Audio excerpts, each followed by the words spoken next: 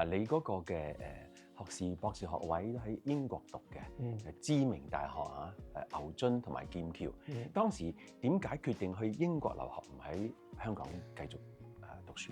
其實嗰陣時咧，我就因為我哋嗰個時代啦，幾十年前香港我哋考 A level，咁入大學咧，其實嗰陣時嗰個成功率咧係好低嘅。你唔係吧？你考唔到係咪？但你唔知噶嘛，即係嗰陣時可能你講緊係可能係 single digit 嘅 percentage。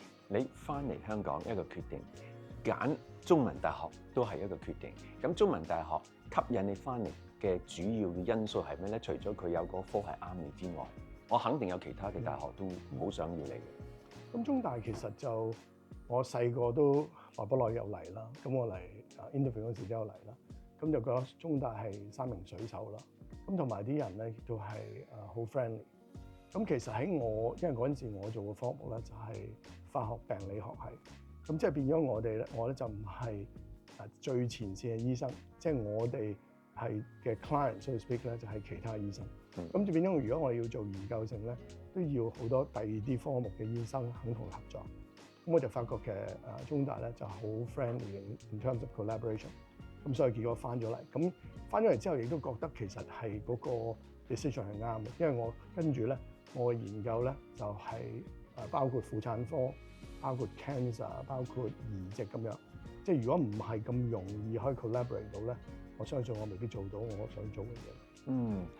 但係你翻咗嚟一路29年咁耐咧，中間有冇諗過會離開㗎？一定有人揾過你跳槽㗎。但係當然有耐不耐會有人 offer，咁但係其實我翻得嚟，我其實想喺度留下，因為我就其實覺得我喺外邊學完之後咧，我亦都想將我學到嘅嘢咧係傳承落去。咁同埋喺香港，其實我係做得係好開心咯。嗰陣時我就諗住咧，想用呢啲技術咧去破解成個 BB 嘅基因圖譜。咁我就諗咗3年，就諗唔到點做嘅，因為我諗住咧嗰陣時會唔會有一個方程式一條好勁嘅方程式一條嘢搞掂，但後尾就搞唔掂。咁直至咧我有一次咧就去睇一出戲，就係 Harry Potter and the Half-Blood Prince。咁嗰出戲咧頭10分鐘度咧係3D 嘅。咁我記得我喺戲院度咧就戴咗個 3D 眼鏡，跟住就睇佢開幕啦。咁我見到 Harry Potter 個字都飛出嚟。咁喺 3D 嗰陣時個 H 咧，你見到咁樣，嗰兩棟嘢，我就睇到，咦，好似兩條染色體喎，即係好似我哋每隻染色體咧，我有一條喺爸爸嚟，有一條媽媽嚟。我就諗會唔會其實唔係一條 formula，係兩條咧？咁跟住 within 3分鐘咧，我就破解咗。即係套戲都未睇完，都未睇完，就已經係破解咗啦。Exactly. 有冇急不及待咁唔好睇啦？即刻翻去，即刻開始改。嗰個冇，都坐足。但係我咧就有個電郵咧，就係嗰晚凌晨唔知12點幾咧，我 send 俾我2個團隊 member，就係講嗰陣時呢個明白呢個 realization。你睇緊 H 嗰度飛出嚟嘅時候，你又諗到呢個構想嘅時候，嗰刻嘅心情係點？你仲可以鎮定咁睇埋套戲咩？唔得㗎啦，唔係嗰套戲其實後尾我係坐飛機再睇嗰時先至咩？最得意我坐飛機嗰陣時咧，我仲特登攞個 iPhone 出嚟咧，係影嗰個飛機個熒幕，影個 H 字嗰度嗰一幕咯。有啲咩嘢中大會做去鼓勵學生有多啲生活靈感？特別醫科個個都話，我讀醫科我好忙啊，忙到不得了啊，我冇咗生活啦咁。但我覺得其實而家我哋譬如好似我就係同講，我哋嗰個書院制咧。係其中一種方法咯，因為除咗你自己嗰個領域之外，你仲會接觸其他領域嘅同學，去令你 broaden 你 horizon。咁同埋另一樣嘢就係我哋其實我覺得，如果個同學真係揾到一樣嘢，佢真係 enjoy 嘅，佢應該可以好似我咁咧，係唔會覺得呢樣嘢係工作，即係佢只係佢嘅生活嘅一部分，佢係 enjoy 嘅。咁所以我覺得我哋作為一個大學咧，就要俾啲同學咧多啲機會接觸唔同嘅範疇，係令到佢睇到，咦，原來我中意呢樣嘢，咁佢就會 spend 佢嘅career 喺呢樣嘢。譬如醫科，你知道我哋有一個叫做Global Physician Stream 噶嘛，咁呢個就係我哋每年咧，可能入醫科嘅同學裏邊最叻嗰15%咧，我哋就其實會俾佢咧，就算第一年開始咧。佢都可以去個實驗室度去試下做實驗，咁佢變咗，佢咪多啲 exposure，佢去試咯。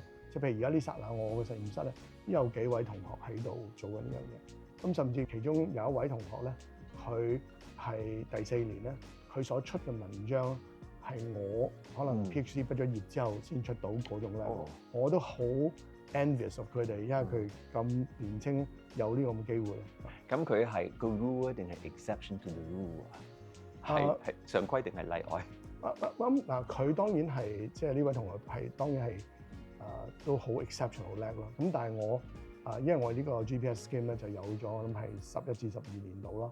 咁其實我哋都教過唔少同學嘅。咁其實大部分同學咧用 go through 呢個 scheme 咧，其實都會學到啲嘢。我甚至有一位女同學咧，佢就係負責我哋嗰個無創產檢其中一樣嘢嘅。因為點樣好得意就點咧？就我哋原本無創性產前診斷咧，我2011年咧就已經成功做咗出嚟。咁但係俾呢個同學咧，我就俾個難題佢，我就話：我哋而家發明咗呢樣嘢，我而家想你發明一樣嘢咧，係唔 touch 我嘅專利權嘅，又要去做到同一樣嘢，即係我花咗22年先做到個 test，咁佢要一個短時間要做到另一個 test，又唔 touch 我嘅專利權，咁結果咧佢又搞唔咗，咁變咗咧喺佢畢業嗰陣時咧已經有全世界啲生物科學公司已經用緊佢嘅 test 嚟做 service。點解要咁做咧？即係呢個係我諗喺 academic 嗰個過程係 interesting 噶嘛。你諗下，其實你有時都會去㗎。嗱，譬如你有地方你想去，你今日試下呢條路，試得多你話，咦有冇另一條路可以去咧 ？Intellectually 係好 interesting。咁但係當然 commercially 亦都係重要嘅，因為你無端多咗個新嘅專利權，咁嗰個亦都好 worthwhile 啦。而最後咧，真係 for performance 你有2個方法加埋咧，會準確啲咯。即係你話有呢個病，要 test 1同 test 2都話有嘅，咁更加準。想請教下你啦，你瞓覺之前會做啲咩嘢幫助自己能夠入睡得好啲嘅咧，或者快啲嘅咧？抑或根本唔使，你一瞓上床就瞓得着？我瞓覺之前，我有時可能去睇下一啲戲啊，甚至睇緊某啲 TV episode 係我瞓覺之前會做嘅嘢咯。哦，咁你有時你都唔可以想像，譬如我最近我其實睇緊 Stranger Things 第5個 season，咁你可以 imagine 其實幾恐怖噶嘛。但係深刻我睇完之後我又瞓得着。其實我雖然就算驚，我可能有時會冚住眼嚟睇，但係睇完你又好似好 relax 咯。OK， 你係中意刺激，刺激完之後你可以 relax 就瞓到啦，即刻瞓到。咁醫生又叫人哋唔好睇咁多藍光嘅，瞓之前。我諗係唔同嘅，唔同嘅感覺。又係時候同一天講再見嘅內容係咪好精彩咧？快啲去商業電台 Hong Kong 2 Bar Channel 睇晒足本重溫啦！